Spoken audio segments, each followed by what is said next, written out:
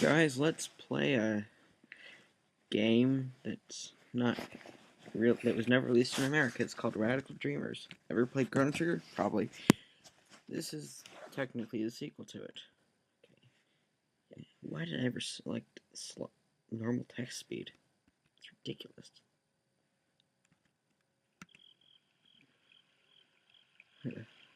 Well, this is a text-based game, so it seems like I guess I'll have to talk through it all. Boy, did her information help. I thought the Parameter's counterspell plan would be quite a problem. Kid's braid sways gently from side to side in the cool nighttime breeze. So far, we've managed to slip through the magical shield undetected and sneak into Lynx's domain. Still, this inner region can make for some pretty rough travel. Kid, Angel, and I comprise this party of three. It's been something like 3 years since Kid and I met. Back then, I was a drifter, wandering wherever my music led me.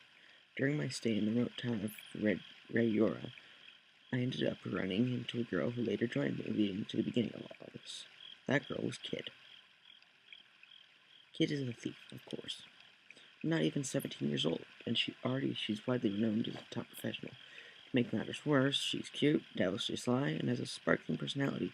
And boy, can she cook. If you ask me what that is. Well, to be completely honest, she has her share of problems as well. She likes to think of herself as a kind of Robin Hood, stealing from the rich and giving to the poor, but that's just not the case. At times her sharp temper can get the best of her, viciously lashing out at anyone who stands in her way. She exaggerates every other word and sometimes lies outright. And as for listening to other people, well, forget it. When it comes to money, well, I've never met anyone greedier in my life. The relentless pursuit of wealth is ironic considering she's a nomad, like me. I don't know, maybe I'm being too hard on her. She has her good points too. She can really shine sometimes, when she wants to. Glancing back over my shoulder, I noticed a silhouette silently emerge from the grove. Major. This associate of Kid's is known to us only as Major of the Shadows. I know next to nothing about him except for the fact that he somehow knew Kid before I came into the picture. A high-class magician of some sort, he looks to be about 30. He usually keeps to himself, though. The top half of his face is covered with a mask at all times. I've never seen what he really looks like. At times it seems as though I'm hanging around someone from another world. Traveling with this pack is definitely an interesting experience. Kid's quite about her past too, but it's like I know her entire life story compared to how little I know about Majel. From time to time, I find myself wondering who he is, where he came from, and so on. I ask Kid, but I get the impression she knows as little about him as I do. You might be wondering, how did I end up where I am now? Well, there's a lot of reasons, I suppose. I guess you could say that life doesn't always go how you plan. Suddenly, Kid comes to an abrupt stop. Seems someone wants to say hello. That was horrible impersonation. Out of the nearby thicket, two shimmering eyes catch my attention. Whatever it is, it's staring at me silently. After a few moments, a few more pairs of eyes open. Appear. They seem to be surveying the area. A deep feline growl breaks the uncomfortable silence, and I realize we're being hunted by a pack of feral cats. A few of the figures slowly approach from behind the trees. I look behind me only to see that they've already encircled us. A few more slowly creep in, now totaling about 10. Chills run down my spine. In a daze, I clumsily unsheath my knife, grasping it tightly as I bite my lip. Kid stands ready with an air of composure.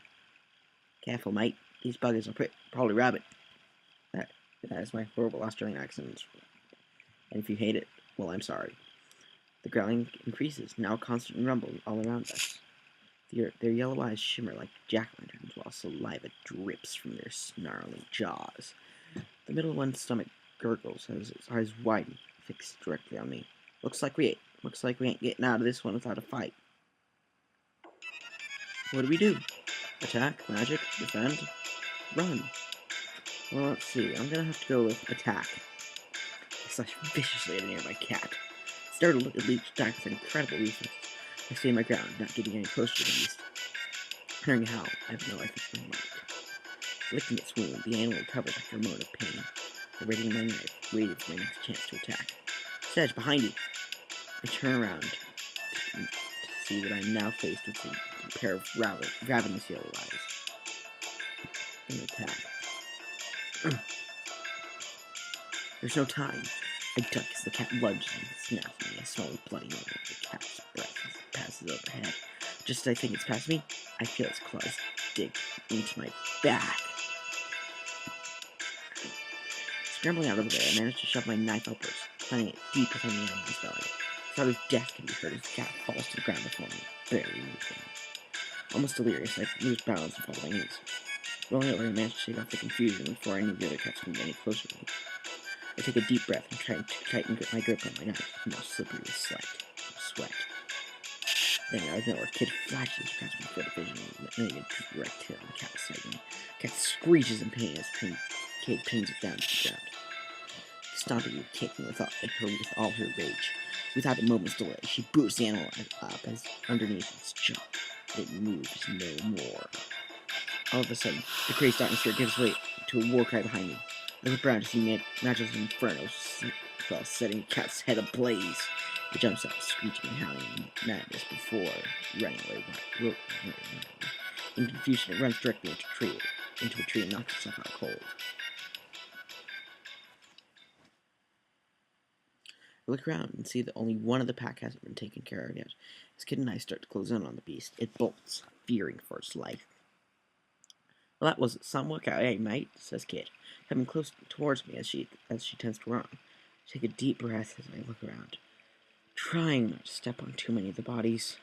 I'll admit, I was a little worried back there at times, but nothing too serious happened.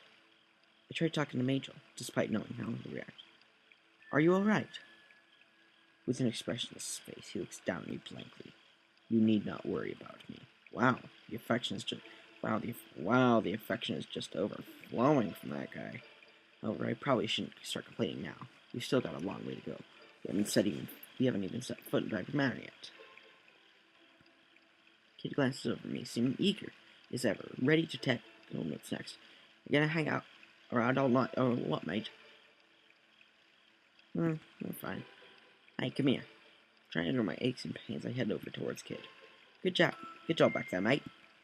She comes closer. I can see the reflection of the moon in her eyes. She gives me a warm, comforting sigh. But come on, we can't just sit around here all night. Nice treasure waiting to be found. I'm still lost in her eyes as she starts to talk. Nigel continues behind her without a hitch. I hurry to catch up behind her too. In a place like this, getting separated would be a bad idea. Same picture. We continue to make our way through this natural labyrinth of wood and rock. Somewhere, quietly waiting within this huge forest, Viper Manor beckons us. Deep within lies the treasure we've come for. Lord Lynx, as he's formerly known, is an aristocrat who governs the region outlands. From the way Kid talks, he's apparently an old adversary of hers. Tonight, our goal is Lord Lynx's most prized possession, a scarlet jewel known as the Frozen Flame. Besides being priceless, some say this beautiful stone harbors some sort of mystical power. They say many people have sought after the flame, but none have been victorious in stealing it. Viper Manor has claimed many lives, but we will succeed, of course. We pride ourselves on making the impossible possible. Besides, the way Kid talks about Lynx sometimes sounds like she's got an awfully personal vendetta against her. Okay, now, if you don't know anything about Chrono Cross, well, this game was released before, so yeah. But this is basically describing something that happens in there. I know this because I've watched another playthrough of the game. Yeah, of Chrono Cross, not this. Playing is totally fine. Okay, anyway. You can't lose. You've come too far to lose. I gotta hurry. And so after having spent countless hours crossing this dreary labyrinth, of course, silhouette of the lonesome of the towering mansion finally comes into view through the trees.